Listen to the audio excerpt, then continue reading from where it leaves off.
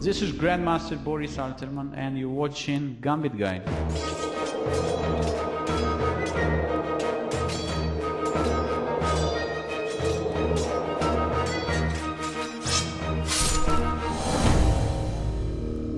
The second part of b4 Gambit in the Scandinavian defense.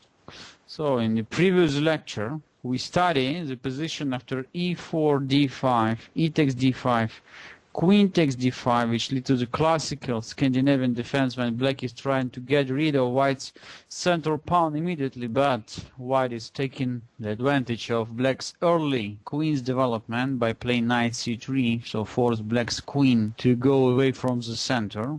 So after queen a5, instead of continuing the classical fashion, the pawn sacrifice, so black is not going to lose here immediately. So after queen takes b4, which we studied the last time, and rook b1, white is having the long-term initiative because the open b file and also better development of all these pieces.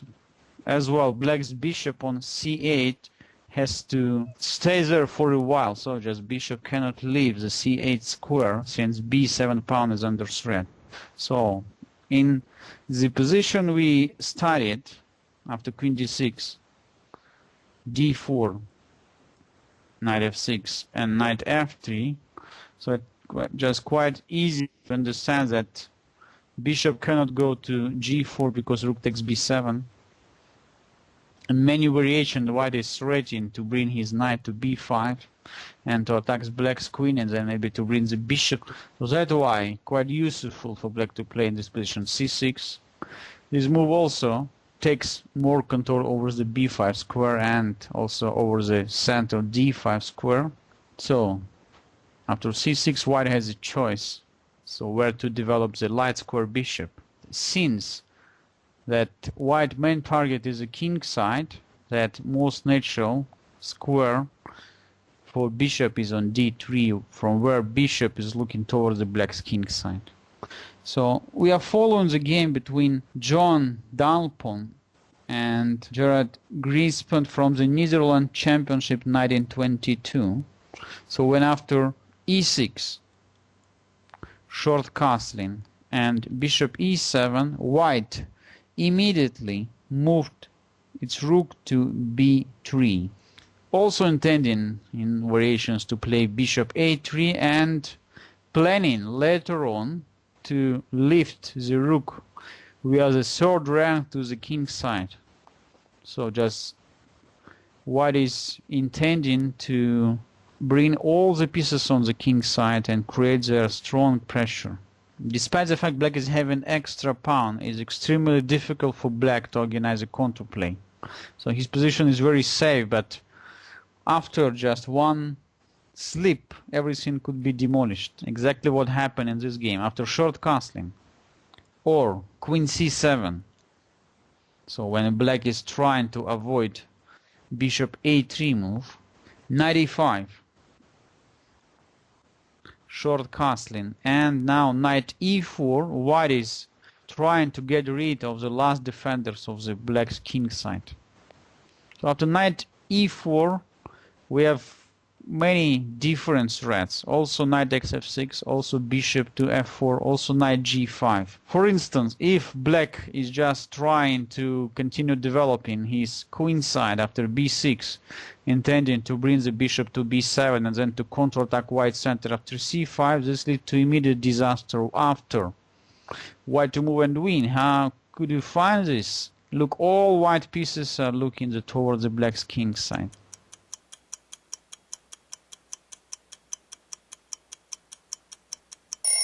And the queen is just a move away from the h5 square. So this, of course, help us to guess the right combination. And this would be knight takes f6 check. Bishop takes f6. So after getting rid of the last piece which defended black's king side, so white's coming with a smashing combination. So there's a typical sacrifice. Bishop takes h7 check. Ruins black's king side after king takes h7 and queen h5. By playing king g8, black felt nothing bad about his position, but here we see the key point of the rook b3 move. So the rook is just one move, change the direction from the queen side to the king side, and black just completely hopeless against the forthcoming queen h8, and this would be the checkmate. So neither defense g6 or rook d8 cannot stop this queen h7 and queen h8 checkmate. For instance, g6 will be made by queen h7, when rook d8 would be made by queen h8, and this is also checkmate. So clearly that b6 is quite serious mistake in this position. However, even move like knight takes e4, bishop takes e4, and knight d7 cannot save black, since white could perform the similar combination. Bishop takes h7, check. King takes h7. Brings the queen to h5 with a check. King g8, and now after rook h3, so black king still cannot leave, because f7 square controlled by the knight, and knight takes e5 will be made by queen h7 checkmate.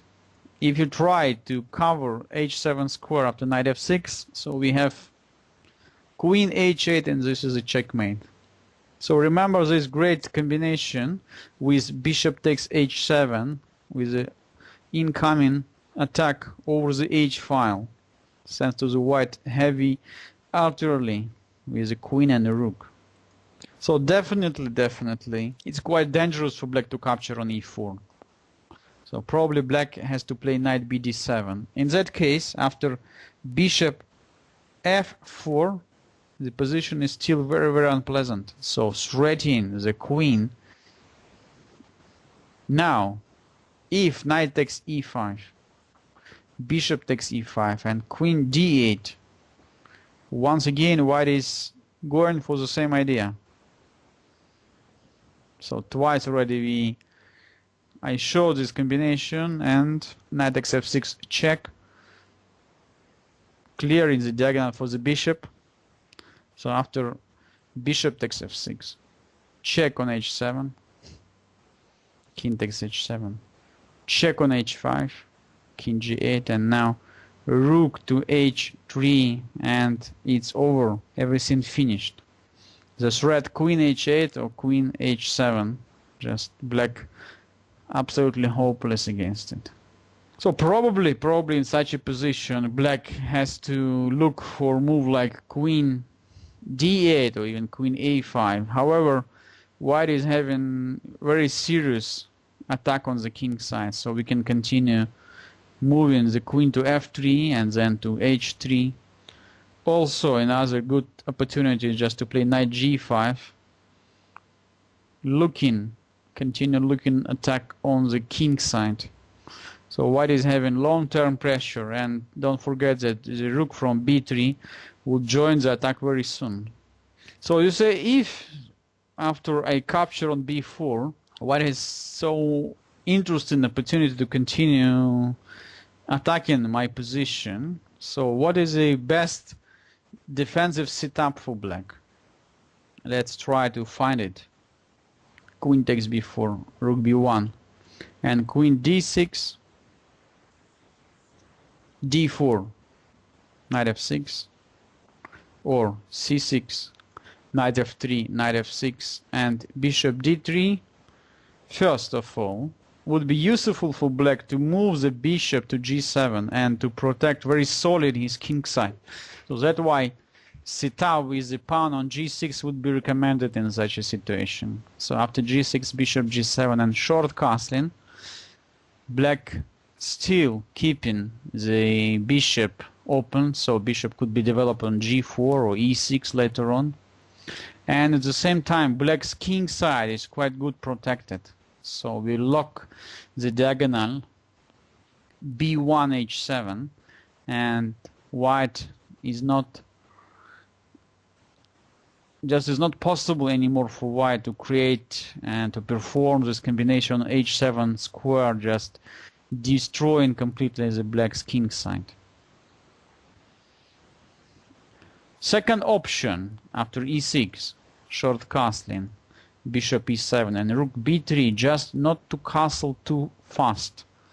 After queen c7, knight e5, so black has to play knight bd7 instead of castling. So intending maybe later on to develop his queenside after b6 and bishop b7, and only then, when all black pieces just already in the game, when black completely finish his development, just only then to think about castling the king, since white is not having such a direct threats against the black's king side position. Anyway, g6 I would suggest as a better solution in this b4 gambit line. However, if you don't like to study and to be under attack for a while, that you can play just not to accept this pawn sacrifice. Declined b4 gambit is queen e5 check. So here I have plenty of games. However, white is keeping slightly better chances everywhere, since black had to move once again his queen, and this allowing white to continue just playing for development advantage, and thanks to the better development and better control over the center, so white is keeping better chances everywhere.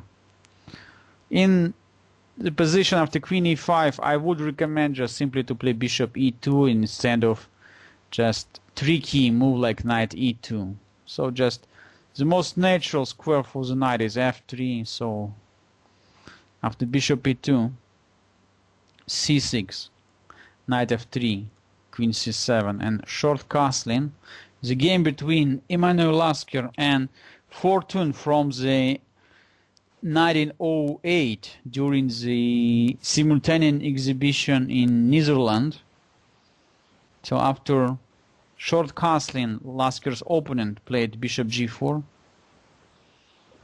d4, e6, and now we can see additional advantage of b4 pawns move, so white could simply play b5, trying to get rid of the black c6 pawn and just later on to open up a position in the center. Bishop d6, h3, bishop f5, b takes c6. So now it was absolutely necessary for black to play b takes c6 instead. Unfortunately, Lasker's opponent played knight takes c6, and this allowed Lasker quite easily to get two bishops advantage and huge initiative in the center after knight b5, queen d7, knight takes d6, queen takes d6, c4. So white is having two powerful bishops and strong control over the all center squares. Knight e7, and now for improving position of the bishop, white plays a4, just preparing to bring the bishop to the a3 f8 diagonal, where black is going to castle. Short castling, bishop a3, queen d7, d4 d5. So suddenly black is in big trouble, so he cannot capture twice on d5 because f8 rook is gone. For instance, after knight takes d5, white simply plays bishop takes f8. Same problem after queen takes d5. We just first trading, and only after knight takes d5 playing bishop takes f8, and game is over. Just white is getting extra exchange up with no much compensation, of course. So after e takes d5, c takes d5, black tried to escape after knight a5. However, bishop b5. So Lasker is playing very aggressive, so very energetic play. After queen d8 and rook e1, so we can understand that black is in big trouble. So e7, knight is under threat. Two bishops in the open position is just quite serious advantage. So rook e8 not possible because bishop takes e8. After knight g6, bishop takes f8, queen takes f8, and knight d4. The game just almost over, and Lasker quite easily realized his huge material advantage. So the other game between Gyula Breer and Fritz Englund, which played in 1913, b4, queen e5 check, bishop e2, c6. Black was trying to fight for the center immediately. After knight f3, queen c7 and short casting, he immediately played e7, e5, which just gave for Gyula Breer immediate press over the black's e5 pawn after interesting and quite deep move rook e1. So white is preparing to open up a position after d4, since black's king is still stuck in the center. When bishop takes b4 leads to the huge advantage for white after knight takes e5, and black just cannot accept the sacrifice, since queen takes e5 will be met by move like bishop c4, and black is losing its queen for no compensation. So after rook e1, black is already in quite difficult situation, and let's see what happened. Bishop d6, d4, trying to open up a position, knight e7, knight takes e5, bishop takes b4, bishop d2. So white is just developing all his pieces very fast when black is having a lot of problems. Knight e7, so this is just serious mistake. However, white just having a lot of threats in this position. So why knight d7 is a bad move? White just simply plays knight to b5, catching this bishop on b4 after c takes b5 and bishop takes b4. And once again we see the same picture. White has two very powerful pieces. Black's king just cannot escape from these threats. Knight takes e5. Intermediate, bishop takes b5 check. So both knights now are nice targets. King f8, rook takes e5, bishop e6, queen e2, intending d4, d5, intending bishop takes e7, winning a piece. So black has only move rook d8, and now white starts his final combination.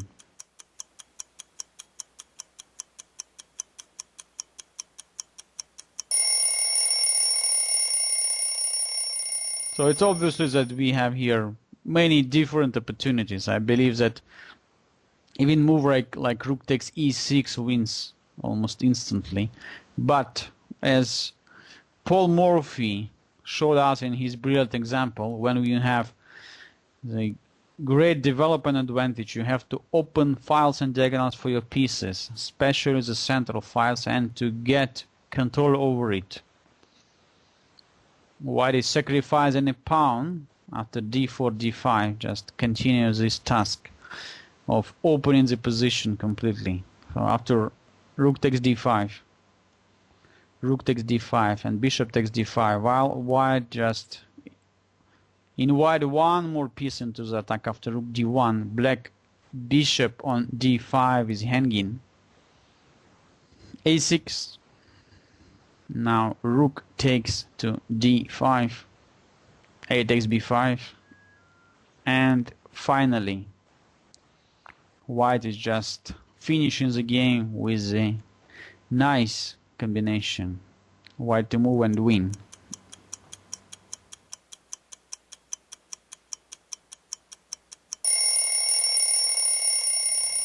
So we sacrifice the queen temporarily. Queen takes e7, and after queen takes e7, the queen is just pinned. White move his rook to the back rank, and this is a checkmate. So this is great finish by Gyula Breer. So after was well-known the Breer variation in the Rai Lopez against Englund Fritz in Scheveningen tournament 1913. So even now, even here, we can see that it's not so easy for black to solve all his problems after b4 and queen e5 check. So let's look once again this opening part.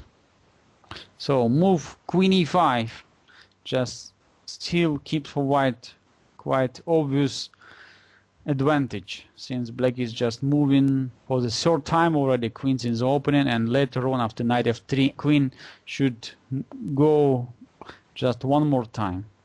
So clearly that queen b6 or queen f5 just not helping so much also black.